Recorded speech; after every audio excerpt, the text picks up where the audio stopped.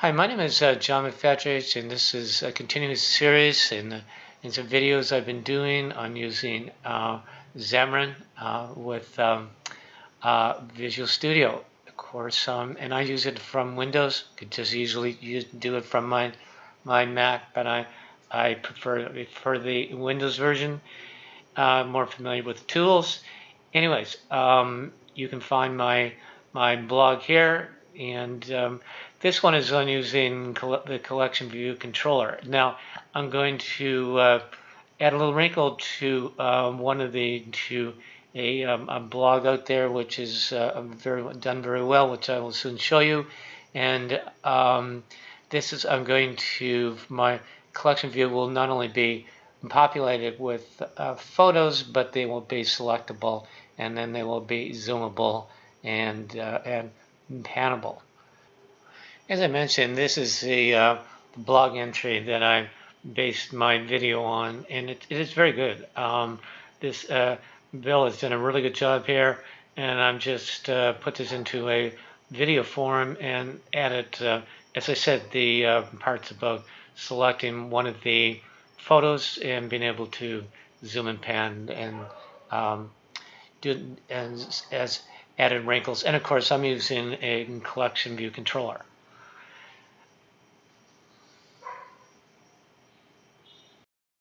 So let's get started here. I'm in Visual Studio 2017 Community Edition, and I'm running again. My Mac build machine is an i7. It's a MacBook Air, pretty highly powered, and well, I recently replaced a Mac Mini, and this was a very good move. So the first thing I do is we go up here to New, and we go New Project, and Visual C#, iOS, iPhone, and select a single view app. And I don't care about GitHub. We're going to have a new project which will be generated for us. The first thing I want to do is work on my storyboard. And you see it's pretty quick. I'm running against this MacBook. And we have this view controller, a default one that is generated for us, but I don't want it, so I'm going to delete it. And in fact, I'm going to, well, let's just wait in that step. Let's add our navigation controller here, because we need navigation because part of this, the exercise is that we're going to be able to navigate between our when we select a cell in our collection view, we're going to bring up another view which lets us zoom and pan on the selected photo. And so the first thing I'm going to do here is I'm going to, this has generated a useless default table view, and I'm going to remove it. So now I'm only left with the nav controller, and I take and I drop my navigation view controller on here. So now I want to add two custom classes here, one for the view, the collection view, and the other for the controller. The purpose for the controller will be appearing much later. So let's select our view. Let's just make sure I've got it here using my document outline. And we'll just create a new class here. We're going to call it my collection view. And if I hit the return, then Visual Studio nicely generates a new class for me. And if we just look at this, it just says extend UI collection view. And we're going to do the same thing for our controller. Select our controller, and we will make this my collection view controller. And again, it's going to generate now a, of course, extending the a collection view controller, so we can go in over here and we can delete this guy because we no longer need him. And later, what we will do is we will connect these two up.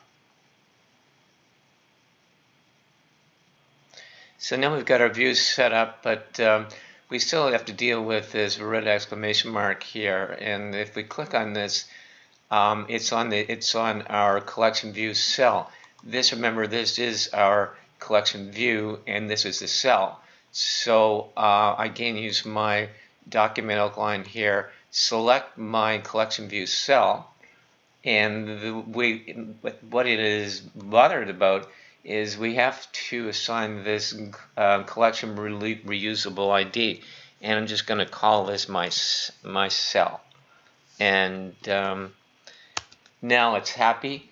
And the next thing I want to do is I wanted to generate a custom class for my cell.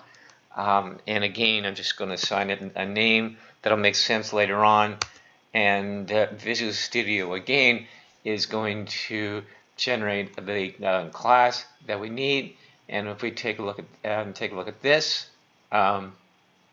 we will see we're just extending UI collection view cell. We've got no behavior here, but what we want to do is this is where we will add the behavior that will let us show a photo from the album, and later also to be able to select it. And so, but just to add a little bit of behavior here, we're going to just make sure that each one of our cells is red.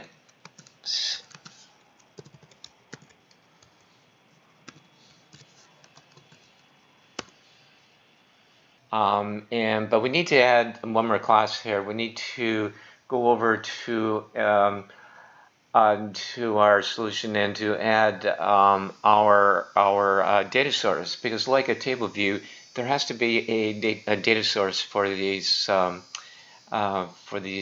our collection view.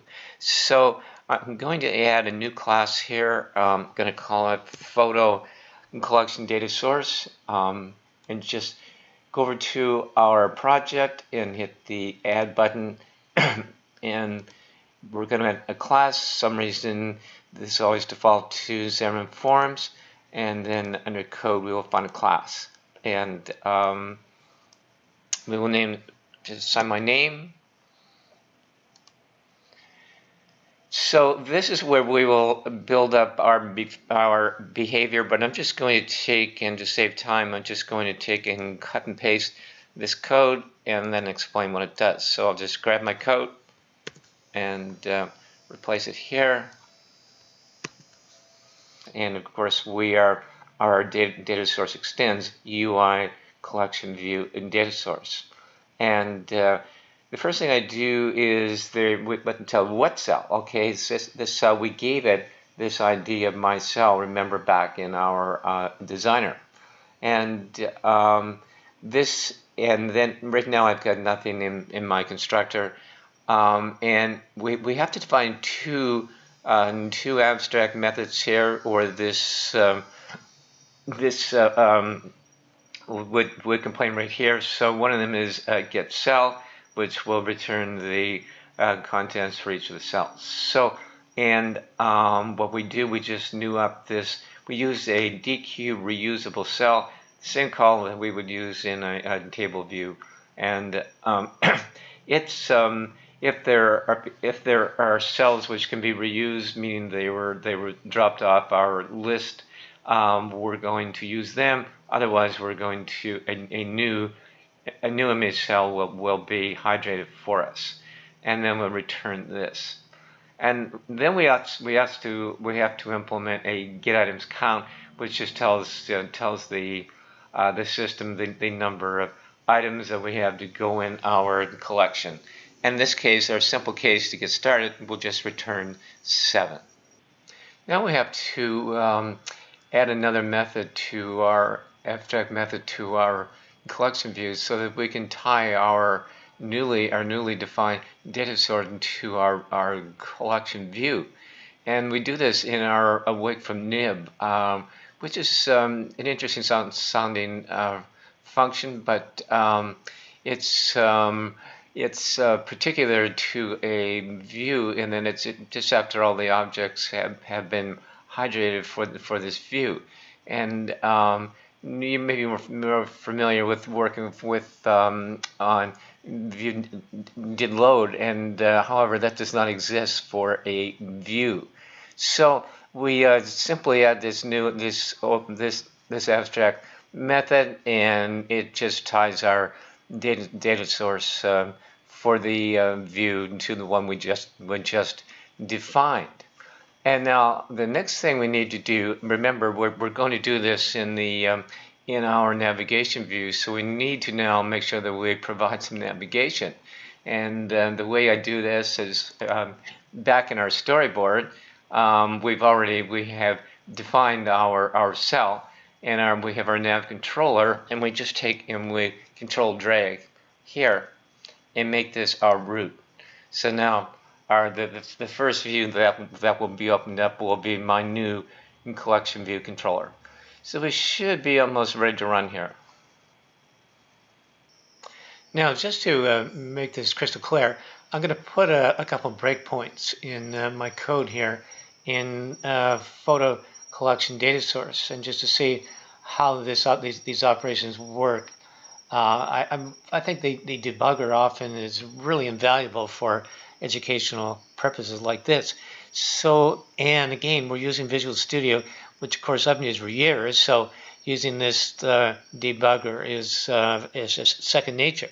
So I just put in my breakpoint here, and I'm going to run again. I'm going to run on the simulator, and I was running one, so I'm going to start it again.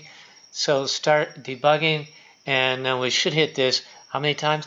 I think it's 7. So let's see. Okay, I can show you the app is starting on my simulator, and the items count is 7. So we should populate 7 cells, and if we hit continue, we're at this get cell, and the first thing we do is we hydrate image cell, and because there were none previously created, we had to hydrate a new one and return it, and then we keep on doing this 7 times, and then our view is populated. It unfortunately can't see my Mac screen, but it's there.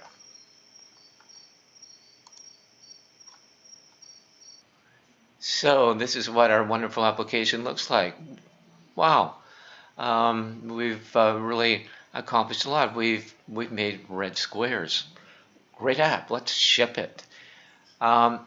Anyways, what will be gonna stop this. This is the end of this video because it's growing a little long. And my next part, we'll go on to see how we add the photos and explore about selecting the photos and zooming and panning. Hope you enjoy this.